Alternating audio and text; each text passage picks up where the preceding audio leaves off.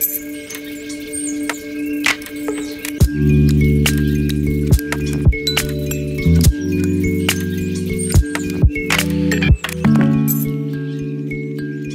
m'appelle Julia Paul Venturine, je suis doctorante à la Paris School of Economics, l'école d'économie de Paris. Et dans le même temps, je suis aussi assistante de recherche au laboratoire d'évaluation des politiques publiques de Sciences Po.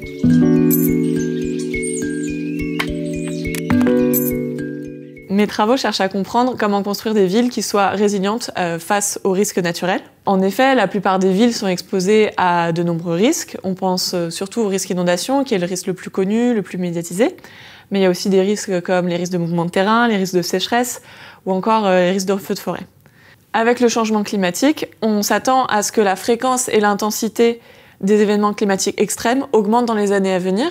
Et donc, il est crucial de prendre en compte ces risques dans la construction des villes.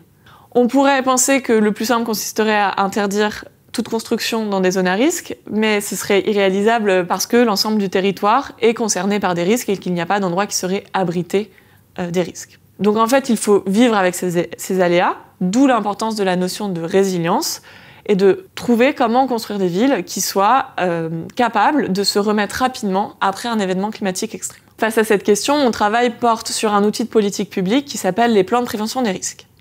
Un plan de prévention des risques, c'est quoi? C'est un document d'urbanisme local, une réglementation d'urbanisme qui détermine des zones où l'on peut construire ou non en fonction de l'exposition au risque. Concrètement, il y a des zones dans lesquelles on va interdire les nouvelles constructions, c'est les zones les plus risquées. Et dans la plupart des zones, on va quand même autoriser la construction, mais en imposant des normes de construction qui visent à garantir la sécurité du bien, une sécurité matérielle, réduire les dommages, mais aussi la sécurité des personnes. Ces plans sont mis en place progressivement depuis 1995, et l'objet de mon travail, c'est d'en faire une évaluation globale, quantitative, pour regarder quel a été l'impact sur le marché du logement, quel a été l'impact sur les nouvelles constructions, dans les zones où elles sont permises, l'impact sur les prix immobiliers, mais également, est-ce que ces plans ont réussi à diminuer la vulnérabilité des territoires qu'ils couvrent. Il y a deux dimensions par lesquelles ce projet est innovant. Premièrement, par les données sur lesquelles je travaille. Ce sont des données qui sont fondées sur des systèmes d'information géographique, c'est-à-dire des systèmes de bases de données qui permettent de géolocaliser des données.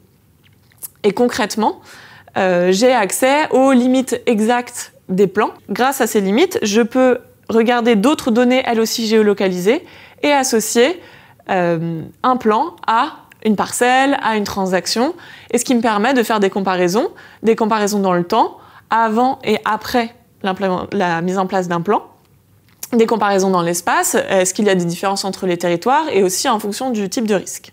Grâce à toute cette information, je peux aussi utiliser des techniques statistiques, appelées des techniques économétriques, qui sont innovantes et des techniques de pointe, qui me permettent d'utiliser toute l'information disponible dans ces données, afin de tirer des conclusions sur la mise en place des plans que je peux interpréter en termes causal, c'est-à-dire que je peux regarder quel est l'impact causal des plans, de la mise en place des plans sur les marchés immobiliers, et non simplement des corrélations entre des événements qui auraient pu se produire de manière conjointe.